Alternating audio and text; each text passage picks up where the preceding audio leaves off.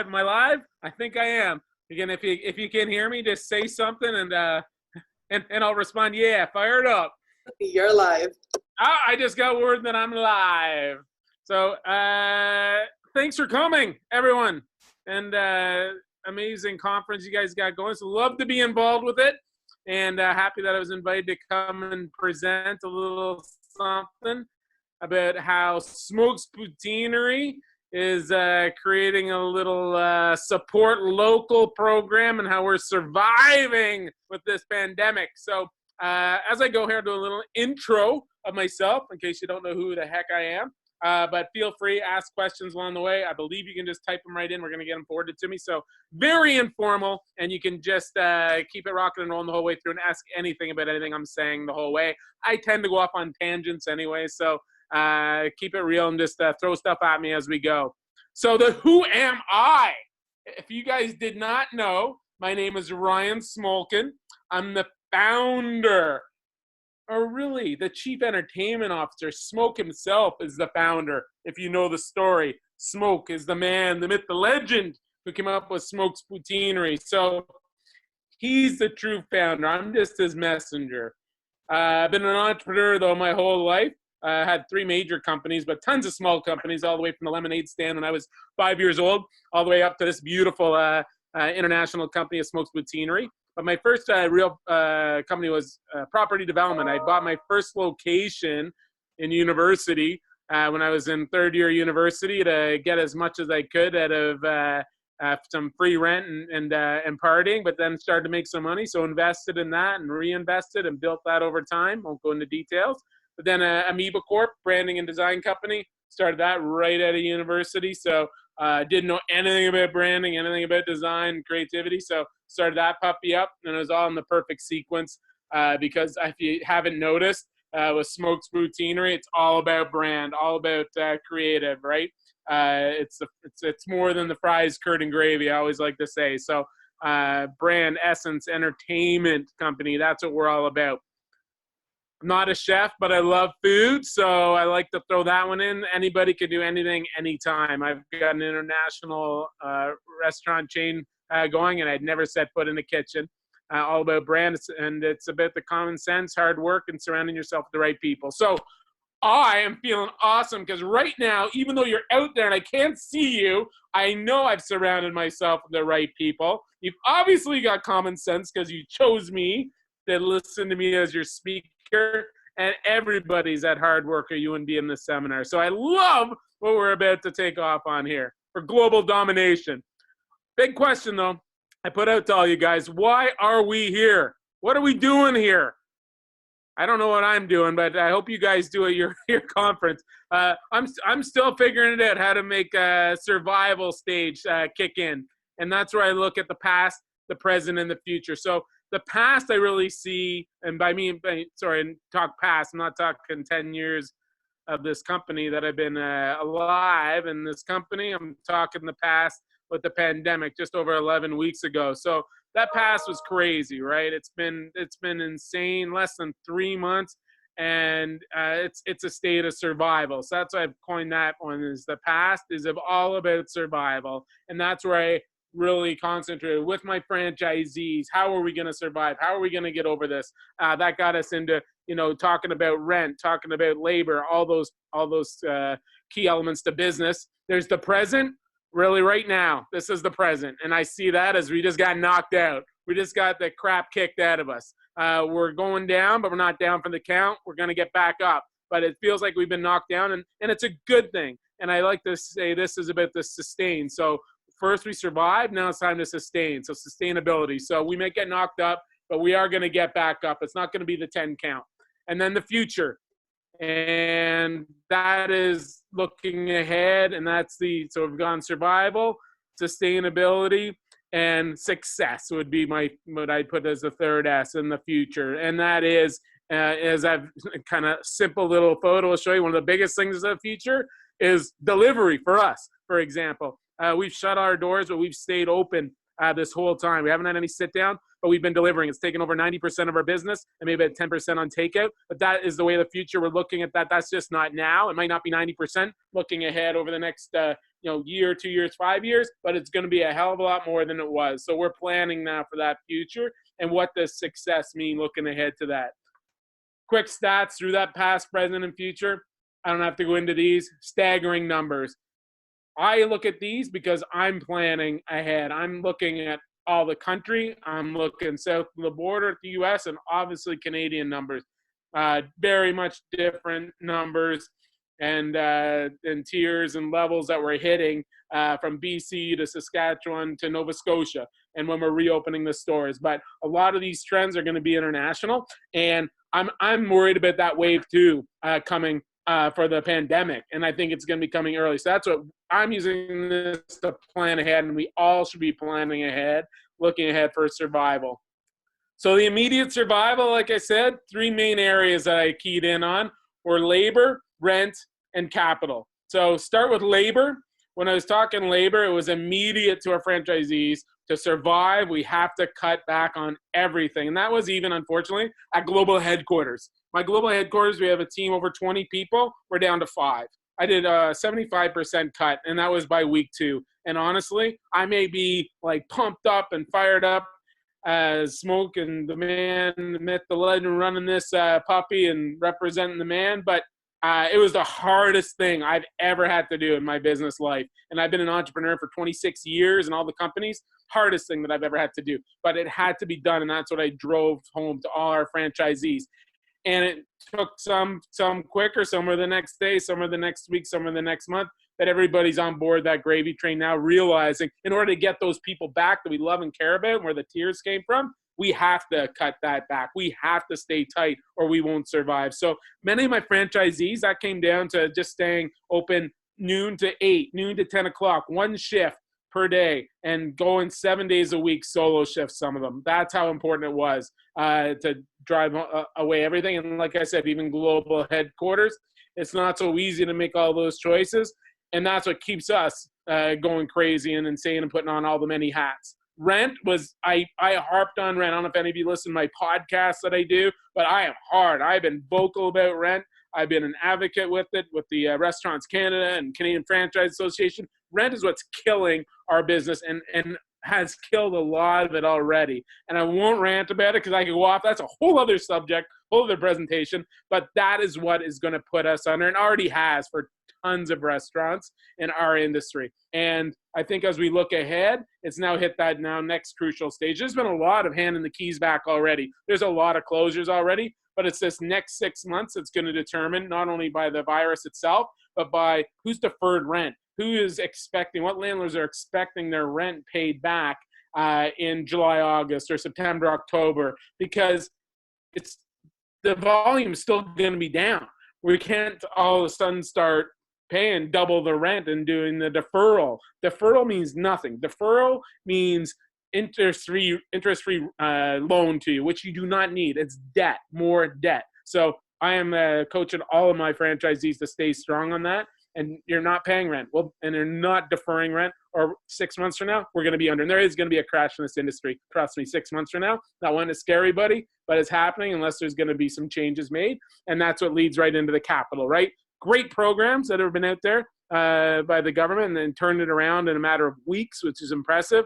I could, again, sit and poke holes in everything. A couple of the major ones, though, for us, and I think that everybody has to realize is even with the rent subsidy, a joke. Does not work for any of us. There is like minimal. It was all in the landlord's hands. If they're going to be controlling it, guess what? They ain't applying for it. So it was less than 15%, I think, of landlords that actually even applied for it and had any reason to even look into it. And all that does is when you're looking at companies like ours, you have to be between 70% and 100% down in sales. Shit, I had most of my stores open. I talked my franchisees into staying open, fight the battle, support the community, right? Stay open. So, maybe they're only 60% down in sales, but they could actually be way lower and losing more on the bottom line. Most of my places could have made more money, or should I say lost less money, if they had to just stayed closed. So what it did is all that did was encourage a lot of companies just to shut down. I encouraged my guys to stay open. With that, unfortunately, A lot of them don't even apply. The capital incentive doesn't even apply. The rent rebate anyways. Doing the wage subsidy program, again, 75% wage subsidy sounds awesome. But again, I got solo shifts. I got franchisees that are working themselves. They can't collect that wage subsidy. So that said, what happens if and this is true story, we've reached out now to get a few people back in the game, some of the temporary layoffs. We reach out to franchisees and their staff and ask, okay, who wants to fill a couple shifts? Who wants to come back? A lot of times, a lot of my franchisees, zero. They're not coming back because of these programs that have been put in place for the people that are out there, and which, again, are great programs. People are taking advantage of it, with the $2,000 that they're getting a month, and they're still getting the EI. But with that, nobody wants to come back to work. So we're kind of at a catch-22 there. And when we hire new people, unfortunately, that means we're not going to get the wage subsidy. So again, great programs, but for us in the franchise world and in the restaurant business and in the foods and in the hotel business as well, another great example, these are meaning nothing to us. So we are fighting tooth and nail just for that survival stage. So the key thing I've got to ask everybody is who's getting off their ass and who's doing something out there, who's going after it, who's fighting the battle, and who's going to succeed. And that's what I put up to all my franchisees, that we have to get off our ass and make change. And when I say that, I mean it in the nicest sense. I'm not getting angry at you if you're not, but you're not going to make any change unless you're up doing something. If you're sitting back waiting and you're going to be seeing what happens, like right now, everybody will agree, this has been the longest 11 weeks ever, the longest 3 months ever in business. And that is going to make the same rationale as when you try to get back in the game.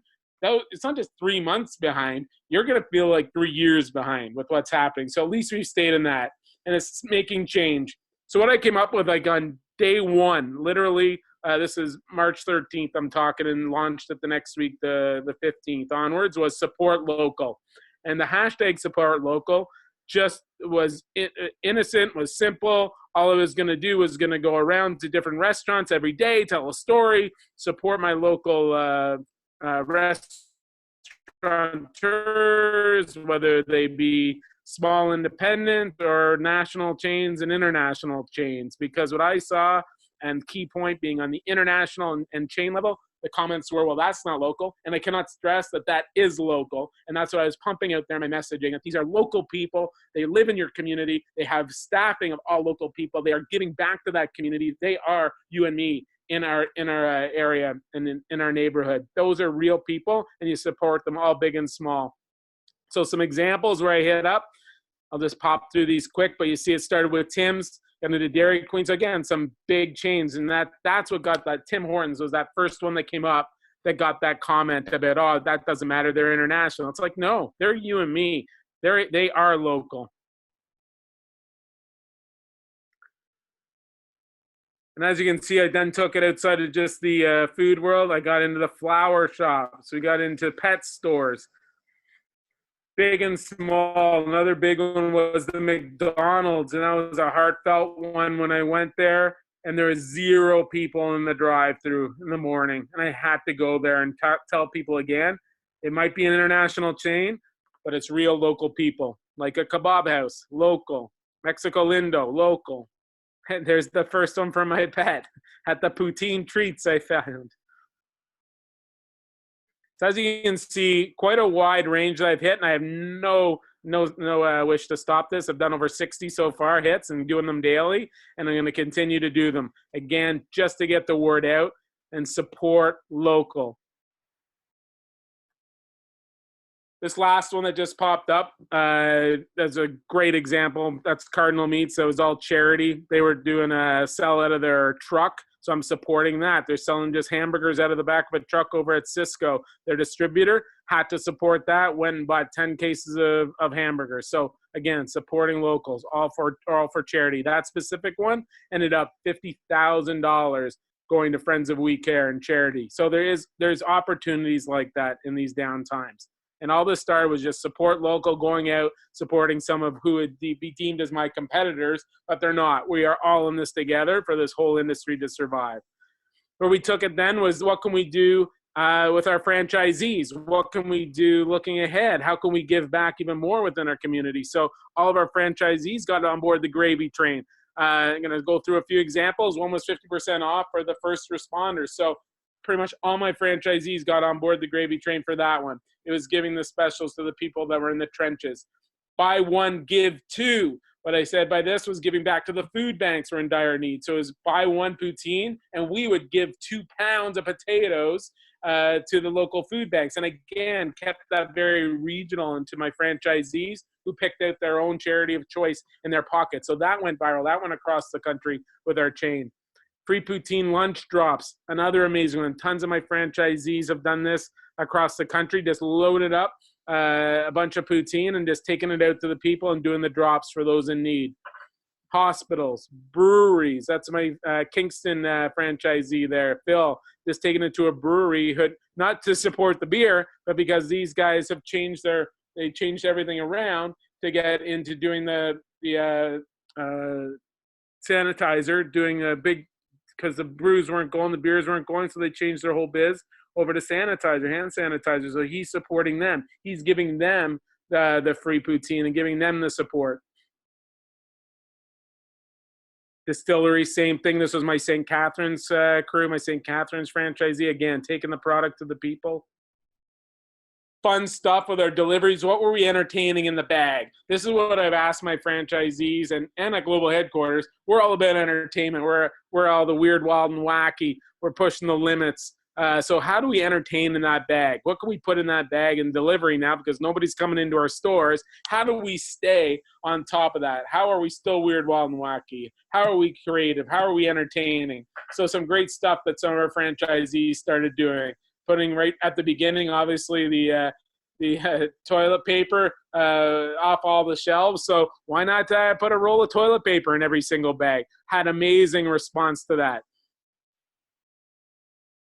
Candy, just sweetening up a treat. This one specific was actually even helping a local community. This was out of St. Catharines. It was actually Crystal Beach Candy. They're local. She wanted to give back and help them out and treat her guests and treat it in the bag. I got a question here from the crowd. Are you leveraging brokers like Skip under Uber Eats? And if so, playing the role of helping support restaurants reducing their brokerage fees? Yeah, that's a great question. So the essence of the question is basically, are we doing a third-party brokerage like Skip the Dishes, Uber, and DoorDash, all the big companies? And yes, you have to. With our size, we've been dealing with them for a while, but as everybody's coming to realize that, and that gets into what I'm an advocate and fighting for right now and people are getting educated on that. They're taking 30 points right off the top. So even though we're delivering all this stuff, all this fun stuff, the product's awesome in the bag, we're controlling that part of it. I don't know how many people know, but these distribution companies, delivery companies take 30%, up to 30% off the top, right? So now if you're looking at reduced sales and you've got 30% going to delivery, you got another 30+% going to food, you've got some labor going in there still, all of a sudden you got your overhead, you've got nothing left to pay the rent even. So that's where that all came from. So that's why I'm an advocate about that, really working with the Canadian Franchise Association, Restaurants Canada, really getting that in the forefront with the government, trying to get some subsidies on that too, and or cap some of those rates that were being charged, because as people are starting to know, we're not making any money off delivery. So that's where I was kind of going before. Those who I pushed to stay open, all delivery, but they're actually losing money. So they're losing more money by staying open. So that's where I commend all my franchisees and trying to work with a lot of these distribution or delivery companies so we can make this profitable for everybody and stay alive. So good question. Hopefully I answered some of it. Some more stuff going into the bags. And again, these were all deliveries. These were all through Uber, Skip the Dishes, and DoorDash. So this is all we're putting into it just to try to entertain in that bag. Hand soaps, another local one. cookies. This is an awesome. This is a local baker in Winnipeg, and she started putting the toilet paper cookies into the bags, which is awesome. And then the personal notes that went with it. And this got the feedback. This is what builds the brand still. This is what keeps the loyalty. Even though we might not be making any money, we're not losing our focus and losing recognition, or people still holding our brand true to what we're all about in their community this whole time through and giving back. Random acts of kindness. This is my St. Catharines crew. Obviously, at the early going, a lot of flowers were going bad and nobody was buying anything. No one was going to the florist shop. So what did they do? They went and supported them. They picked up those flowers and they took them. That's her 2 daughters. They just went door to door, upping the spirits of everybody, just giving away the flowers. That's support local. That's what it's all about. Then how did it go even to the next level now? Support local, taking the product to the people. And this is where I've been really pushing now that we're at this stage. Like I said, we've hit the rock bottom. That's how I've seen it. You know, we're going to still get slammed. There's going to be more locations that close, no doubt, 100%. But this is when we've been hit hard. We've been knocked down to the ground, like I said, in that past, present, future. Right now, we're getting knocked down. So can we get knocked out again while we're already knocked down? No. Are we going to still be in some pain? Yeah, for sure. And it could, who knows, if we're down for 1 count, 2 count, 10 count. I'm not sure. It'll never be, I shouldn't say it, never be the 10 count. But we'll get up and we'll fight it back. So right now, it's at that low. What can we do? I'm pushing my franchisees. What different revenue streams can we look at? How can we get the product to the people? How can we still entertain? So a great example, this is Smokes Poutinerie, Oshawa. They have a trailer. They said, why not take it to the people? It was very gray area before at the very beginning, dark gray. I'd say it's a very light gray now, and they're allowing more and more of this. So what did he do? He just started taking the product to the people and kept the 6-foot distance rule. He had the hand sanitizer there. He had everything going, took all the precautions. And looking at that, it was not, again, out there to make money. He was doing events, doing 200, 500, 1,000 people in the past summers. He might go into these for the first few. He's doing 30, 40 people. An event before, he would have said, no way, I'm losing too much money on that event. So again, that's why you have to ask him, why was he doing it? What was he out there for? What was the goal of this? And it was to maintain that brand presence and stay focused on his community and give back. So that's what I was saying. Is that about the money? Maybe. His truck's sitting there, his trailer's sitting there. It's collecting dust. He's doing payments on it. He's got all the overhead. If it's just him doing these events, not big on the salary side. So yeah, he just wanted to make sure he's not going to go belly up. So it's a bit about the money, but not to make money, just in being able to cover it. Was it about networking? Wicked shot. That's an event just outside right downtown Ajax. You get a true sense for this, of what this is all about. The 2 people at the forefront were the ones that asked him to come to this development. And what do they have? They have the plaid Smokes Poutinerie bandanas on. Then you see down that block. This is in the rain that they're keeping that 6-foot distance between them. Lined up, These people, he maybe went 80, 90 units, so it's awesome for an event like this. They've already asked him to come back, and they're budgeting for 250 to 300 units. So again, taking it to the people. They want it, they crave it, they need it. So it's that infamous sort of pivot. And what he has done is take it there and looking for those different ways to do it. Like I already said, brand build, keeping brand essence in the community, have them looking at him, what he's all about. Marketing, he's actually ran out of all his marketing material, whether that's everything from, takeout menus that he did, driving to his location, to, giving some hats away, some shirts away. So it is about marketing, it is about getting out there. So just a smart move by him, taking a different revenue stream, taking that product to the people. Another question. Does the federal wage subsidy, knocked itself off. Does the federal wage subsidy program help to offset labor costs? Yes and no. You have to, I kind of mentioned it before, in our industry, it's tough because we are going at solo shifts, almost all franchisees that are working those solo shifts. So maybe go noon to 8. We're not doing our prime time. Our core demographics always been downtown urban core, nightlife, going midnight to 4 a.m. Friday, Saturdays, late night crowds. So none of that's happening, obviously, right now. not even staying open for them. So for that noon to 8, it's a solo shift, one person working with the volume we're doing. And generally, as a general statement, most of that is our franchisees working it, and as much as they can. So even though there's subsidy, it's still cash out of pocket, right? That's still money up front, because they're not even going to get that subsidy until way down the road. At the time, they're starting to get that now for first cycle way back when. But at the same time, it's still money out of pocket. So if they can save that dollar, they're going to make sure they're saving that dollar, and they'll work that extra shift.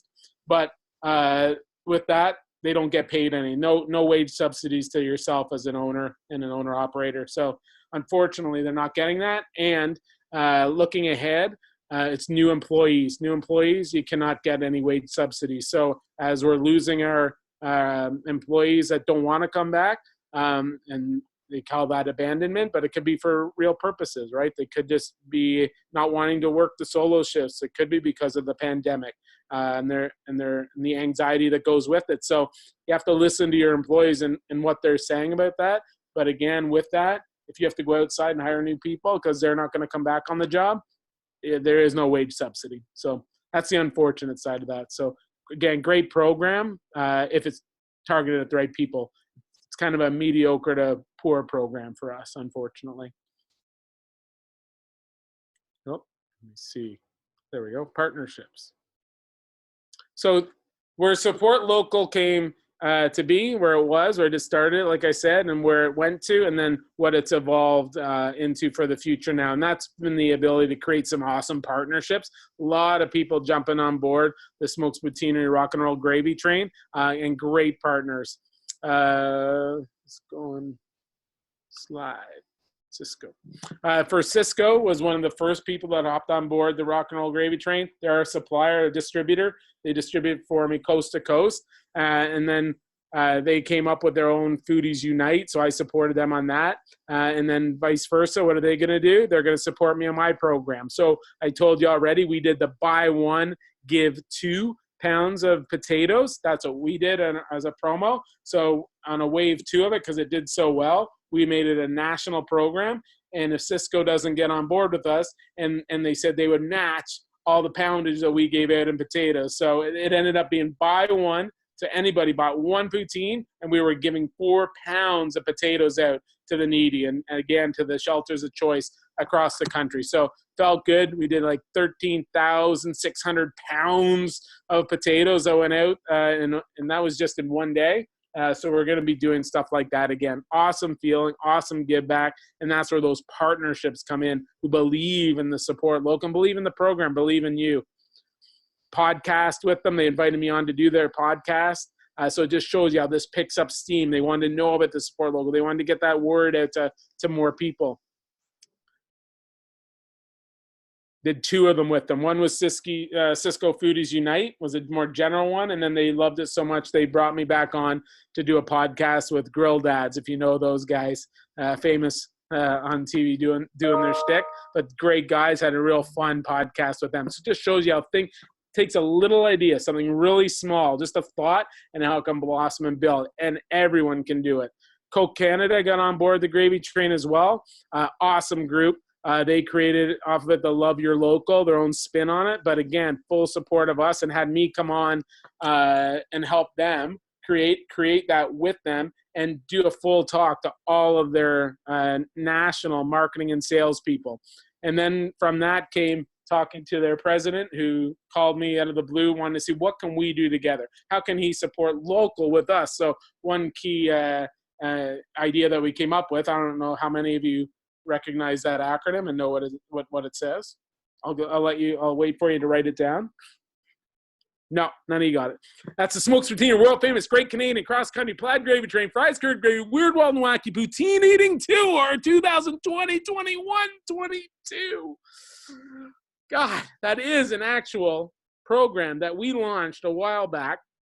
And with that, we were just taking the poutine coast to coast. Obviously, we can't do it at that extreme, doing stunts and having fun in every city that we hit. We did 18 cities in 25 days, went coast to coast with the Rock and Roll Gravy Train, pulling the Plaid RV going with 7 people in it. So amazing campaign, but we can't do it. So talking to Coke, what can we do to support local? What can we do in different little pop-ups together as a team supporting local? Again, not about the money, just about supporting the fans and supporting those around you. So great opportunities with partners. Some other partners I had, Maple Leaf Foods all over it want to get involved, Kraft Heinz. So it shows all of our partners that we have but are looking out there to do it. And these are huge companies. These are billion-dollar companies we're talking here, guys. And I'm a small company. I'm just a little wee restaurant chain. But if you can create that buzz and make people want to be a part of it, that's the key to all this and getting those partnerships rolling. Because we're all in this for the first time ever. We don't know where this is going or what the end result's going to be, but we have a lot of influence on where it's going to go and if we're going to survive to get there. Dean Blundell, got doing podcasts with him pretty much in the first week. I do those twice a week now.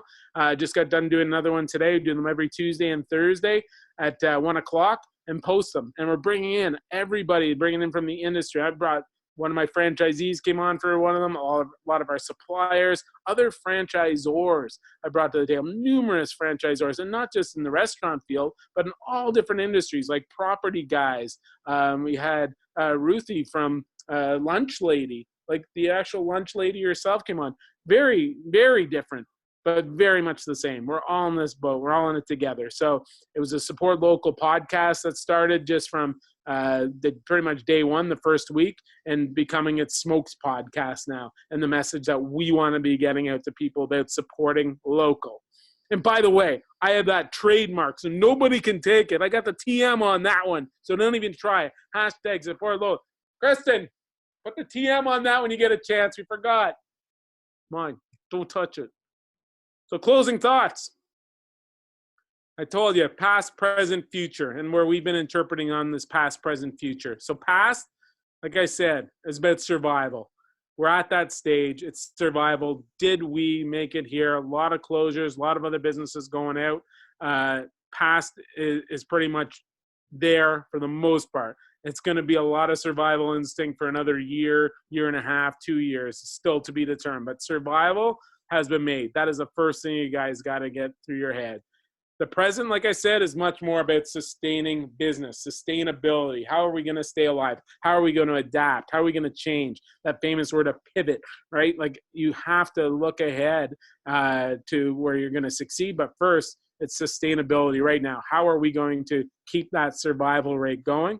And that leads right into the future, like I've already said, is about success, because otherwise there's no reason to be staying in business, right?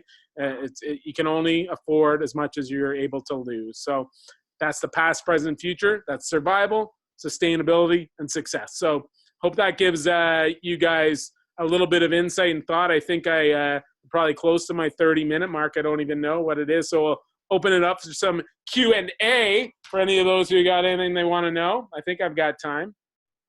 Oh, there's a question. Let me zoom in here. Sorry. Question. You've been such a great advocate of support local. Are you feeling the love back from the businesses you are helping to support? Yeah, great question. And that I definitely am. And it's funny, when you listen to the podcast that I just did this morning with Dean, that was a huge part of it. It was very focused on my postings and the response and the impact and the feedback. And it's all ranging from, people saying that I influenced their last 3 orders in restaurants that they did with their families to, CFOs and CEOs of some of the companies I've supported, giving me high fives and thanking me for the support and reposting it, retweeting it, like on LinkedIn, liking, forwarding, and putting it all across the social platform. So I said even Recipe, the major major conglomerate of restaurant brands, if you heard the word Recipe, tons of brands. They got right back to me thanking me. So with them, I've done Harvey's and Swiss Chalet so far, but they've got a ton of brands. And believe it or not, one of those brands is New York Fries.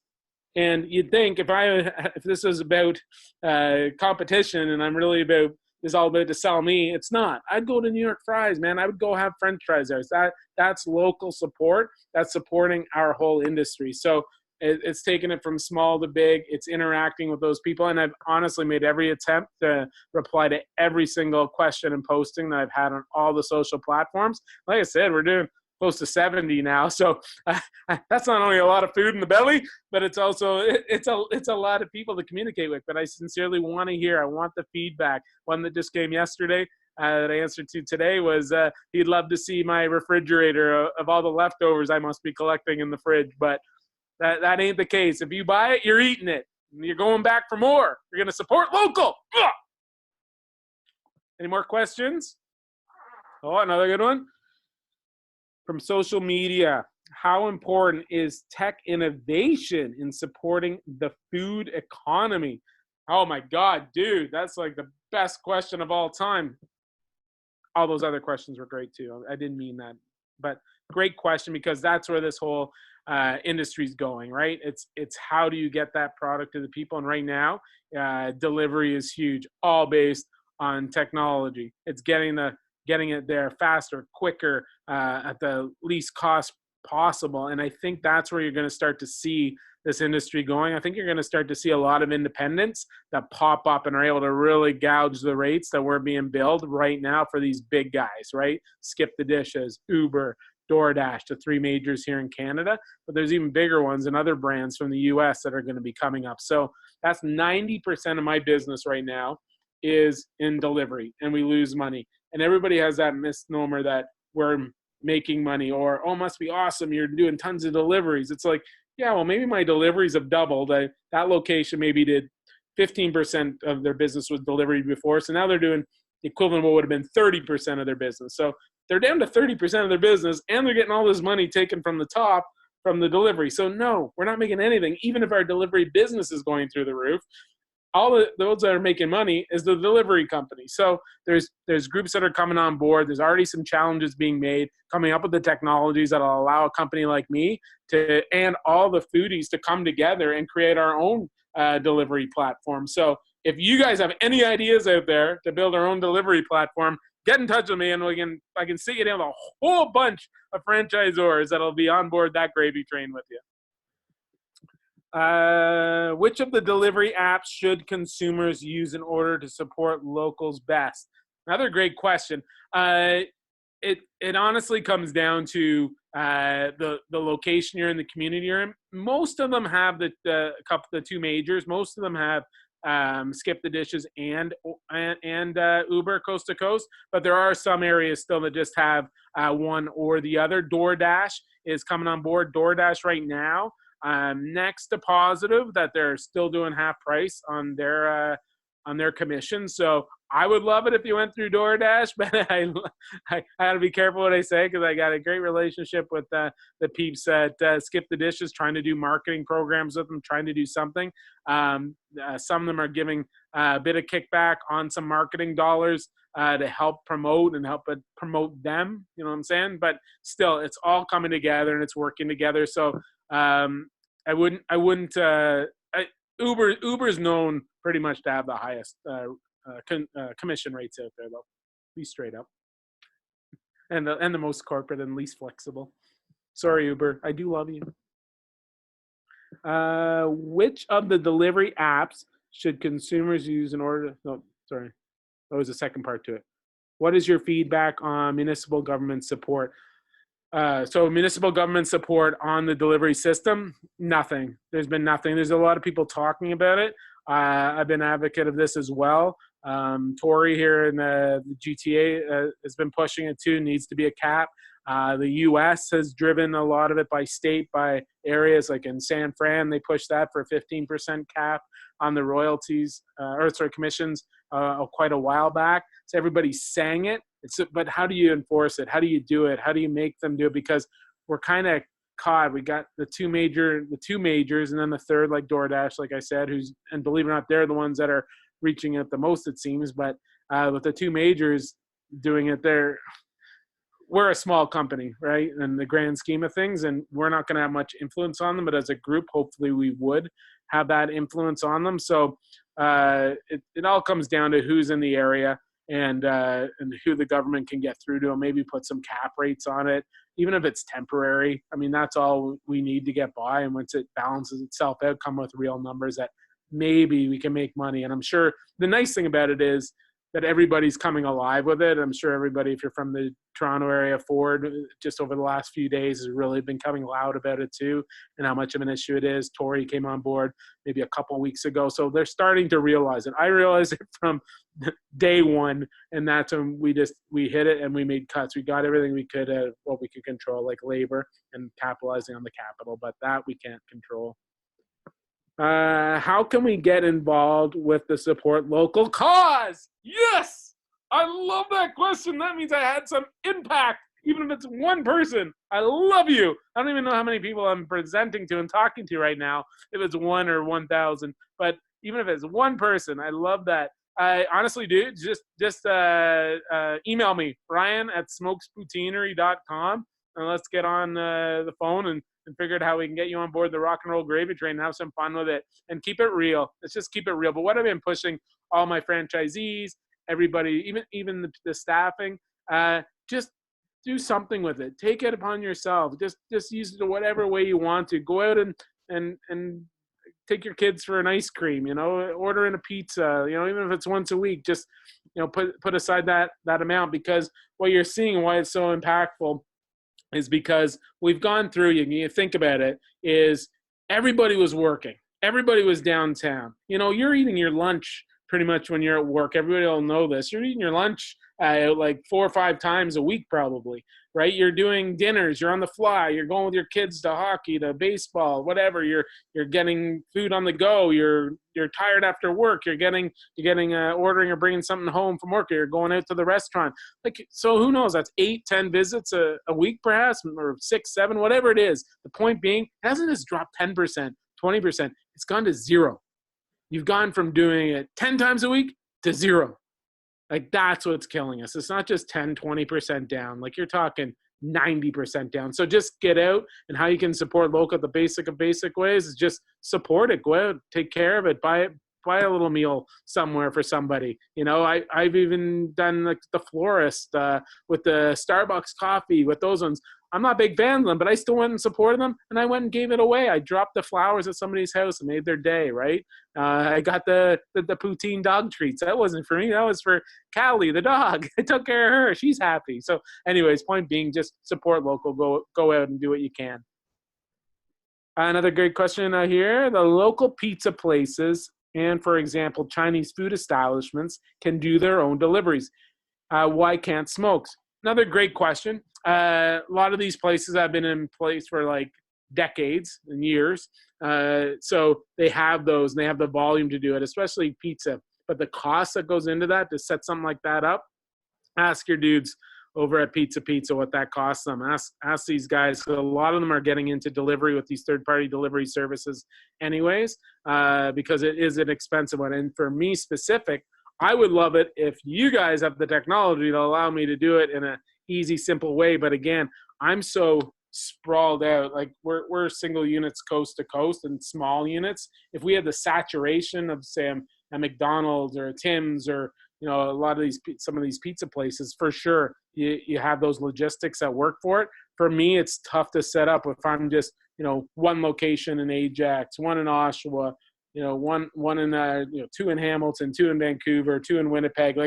We don't have that saturation level yet to make it a major investment. And you got to think of that too, major investment. Right now, I'm in a situation where I can't do a major investment. I'm in a tightening up of all my expenses mode right now. I'm in that sustainability mode. So I don't have the tens of thousands or hundreds of thousands, whatever the cost would be to create this and invest in it. I would love to when business is good, but business like this would be, how do we come up with a group of restaurateurs that could come together and do our own industry distribution delivery channel? So yeah, come up with that idea, and I'm on board that one. How do you keep your spirits so high during all this chaos? Yes! Because if I don't do it, no one's going to listen and nobody's going to follow. So honestly, I'll be straight up. Maybe it's a little different when I'm home late at night and lying in bed staring at the ceiling and looking to the future. But you got to stay positive. You got to stay fired up. You got to stay energetic about what you're doing and believe in what you're doing. or nobody's going to follow, right? And that's, I think, why support local has been successful, is because I honestly, truly believe in it. And you see those videos, I may be vocal and maybe loud, but I believe in what I'm saying, every single word of it, or I would not be posting it. So you've got to stay that way and keep it rocking and rolling, keep it real. Any closing remarks? My closing remarks, I'm guessing that is coming from our host, not somebody in the audience asking me, are you done yet? Yeah, just honestly, yeah, it's go after it, get off your ass, do shit. You can get out there. Everybody has influence in doing something. And I think that's where a lot of people fall a little bit short. And not saying it's a bad thing, because everybody has their different anxiety levels and can handle stress at different levels, and there's nobody stronger than someone else. But just do what you can. Don't just sit back and wait to see what happens. You're going to get lost. And if you want to stay on board the gravy train and keep on track, you got to stay active. You got to stay leading by example. And that is everything from survival of, in my case, my brand, my business, but also to hopefully get back everybody, all my friends, people that I spend more than 2/3 of my life with in my office, to be able to get them back and give them their jobs back. So everybody just honestly, just get out. In my case, just support local and take advantage of what you got going. We can all do a little bit. We're just a small guy doing it, and you see the impact it has. So rock and roll, fire it up. Yes. Woo! Yeah!